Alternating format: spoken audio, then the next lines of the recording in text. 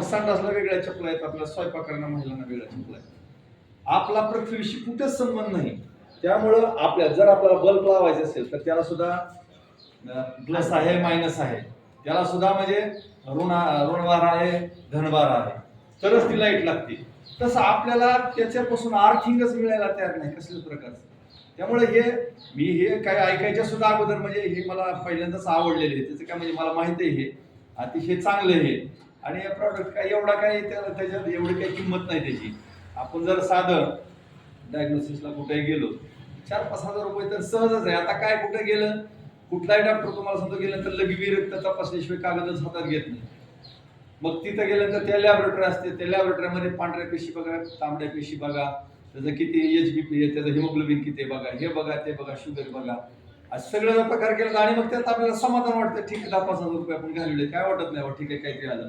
आणि ॲलोपॅथीचं असं आहे टेम्पररी आहे, तुम्हाला काही वेळापुरतं तुम्हाला सांगतो ते गुण देतं, त्यानंतर ते तुम्हाला कायमस्वरूपी राहतच नाही.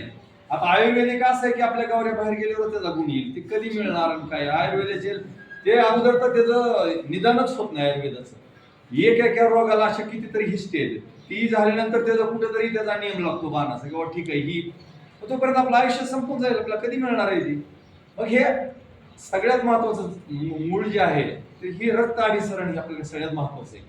आणि रक्त अभिसरण झालं की तुमच्या प्रत्येक ह्याच्यामध्ये लाखो पेशी पूर्ण पेशी, प्रत्येक पेशीला रक्त पुरलं पाहिजे, ते ऑक्सिजन सहित मिळालं पाहिजे आणि हृदय आपलं सुटसुटीत ही झालं पाहिजे, त्याच्यामध्ये असणारं कोलेस्ट्रॉल असेल बरेच काही ते कमी झालं पाहिजे. वजन आपण साखर खातोय पांढरे विषय याच्या अगोदर आणखी एक तुम्हाला सांगेल म्हणजे याची गरज नाही, पण ह्याच्या निमित्ताने इथं जेवढे जमले तेवढे 3 गोष्टी इथून पुढं माझ्या वयाचे तर खाऊच नाहीत. मैदा खाऊ नये, साखर खाऊ नये आणि मीठ खाऊ नये. या 3 गोष्टी हे गोड विषय तुम्हाला. आपण त्याच्याशिवाय तर काय करत नाही. आता मी आमच्या पंक्तीमध्ये आमच्या असतात सप्त्याच्या पंक्ती, त्याच्यामध्ये ठरलेला आयटम आहे ती जिलेबी. त्या जिलेबीत एक रक्त एक थेंब सुद्धा तयार होत नाही. त्यातलं तेल वाईट, त्यातला मैदा वाईट आणि त्यातली साखर वाईट आणि ते खातोय आपण जिभेसाठी. आणि काय ह्याच्या खाली गेल्यानंतर कारलं तेवढंच आहे, साखर तेवढीच आहे, काय एकदम खाली त्याची काही फक्त जिभेपुरतच आहे. आणि या कलियुगामध्ये काय सांगितलेलं आपण त्या संप्रदायात किंवा कलियुगामध्ये फक्त जीभच चालवणार, जीभच भांडणं लावणार, जीभच गोड तिखट खायला लावणार, जीभच सगळं काय करणार. एका बोलण्यातून तुम्हाला तो डोंगर तयार होईल किंवा डोंगर उलटल फक्त ह्या जिभेनच होईल. त्यामुळे आपल्याला काय जिभेचे लाड आपण आणि त्यामुळे ते शरीराचे विपरीत परिणाम व्हायला ते सगळे. त्यामुळे हे चांगलं आहे, काही वाईट नाही काही. आणि झोपण्यासाठी आपला रक्ताभिसरण जर वापरलं आणि सगळ्या घरासाठी लहान लेकरं सगळे गुडघे सांधे फक्त आपलं रक्त पोचत नाही, त्याच्यामुळे जी काय त्या पेशीला मिळलं जात नाही. कॅल्शियम असं काय त्याचा पुरवठाच होत नाही तिथपर्यंत, तर मग ती म्हणजे तिथं आजार वाढणारच नाही. त्या अवयवाचे त्या स्नायूचे आवाज म्हणजे हे वाढणार. समजा मणकेच्या कुठं नसायच्या, कुठं दबलेले असतील काय असतील, का रक्ताभिसरणच होत नाही व्यवस्थित. तर त्यासाठी अतिशय चांगले पाणी चांगले. आता 800-900 फुटापर्यंत खुलीचे पाणी पितो आपण, त्याच्यामध्ये क्षार येतं.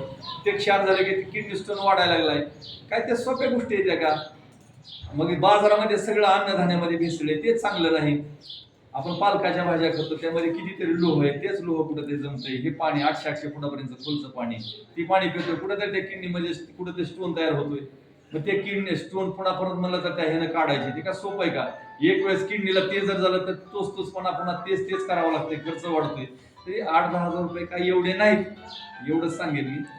आणि सगळ्यांनी जास्तीत जास्त लोकांनी घ्यावं.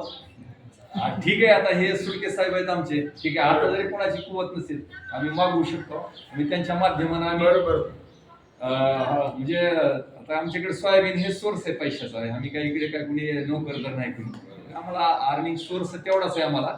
पैसे आल्यानंतर निश्चितच आम्ही ते मागवून घेऊ जास्तीत जास्त संख्येनं. हे चांगलं आहे.